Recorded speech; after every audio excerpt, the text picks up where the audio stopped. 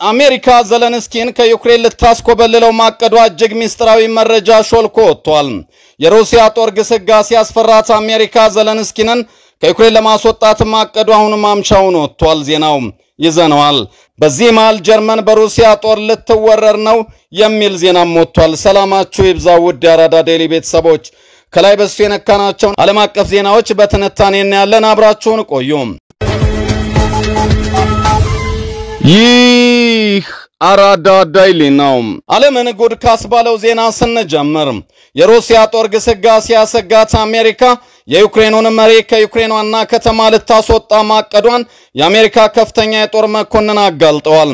ዩናይትድ ስቴትስ ወሳኛውን የዩክሬን ከተማ ከያዘ በኋላ ወደ መሃል ዩክሬን በፍጥነት እየገሰገሰ ያለው የሩሲያ ጦርን ተከትሎ የዩክሬኑ ፕሬዝዳንት ቮሎዲሚር ዘለንስኪን ከኪየቭ ልታስወጣቸው ትችላለች ሲሉ የቀድሞ የፔንታገን የጦር መኮንን የሆኑት ስቲፋኖስ ብሬን ለኤዥያ ታይምስ አስደንጋጩን መረጃ ሾልከዋል። አሁን ዩክሬን እጅግ ከባባድ የሆነ የተዋጊም የጦር መሳሪያ ማይል ችግር እንዳለባት ግልጽ ነው ያሉት የፔንታገኑ ሰው እና ማይለኛ መንገዶችን ለመጠቀም የምታደርገው ጥረት በአገሪቱ ውስጥ እንደ ኦዴሳ፣ ካርኪቭ እና ኪየቭ በመሳሰሉ ዋና ዋናና የዲፕሎማት መቀመጫ ከተሞችን ጨምሮ ይዞ የሚጠፋ ስለሆነ የዘለንስኪ መንግስት ከኪየቭ ውስጥ ለምን ያህል ጊዜ ሊቆይ እንደሚችል ማንም ሊናገር አይችልም በማለት ዘለንስኪን በማንኛውም ሰዓት ከዩክሬን ኮበለሉ የሚል ዜና ሊሰማ የሚችልበት እድል ሰፊ መሆኑ እየተነገረ ነው።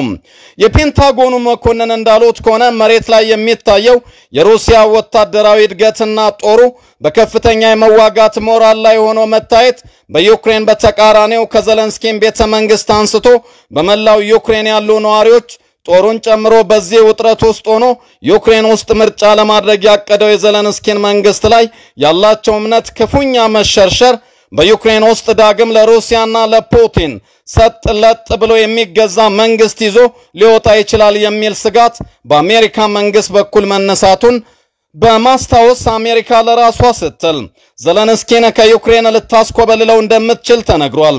በከፍተኛ የመዋጋት ሞራል ላይ የሚገኘው የሩሲያ ጦር በደቡብ ዩክሬን በኩል ምድሪቱን እንደ ርዕደ መሬት የነቀነቀ እሳት እያዘነበ የዩክሬን ምሽግን ሰባብሮ ወደፊት እየገሰገሰ መሆኑን የዩክሬን ጦር ቃል አቀባይ ወታደሮቻችን በሩሲያ እሳት እየተለበለቡ ነው ሲሉ ባስተላለፉት የድረሱልን ጥሪ ማሳወቃቸው ይታወሳል።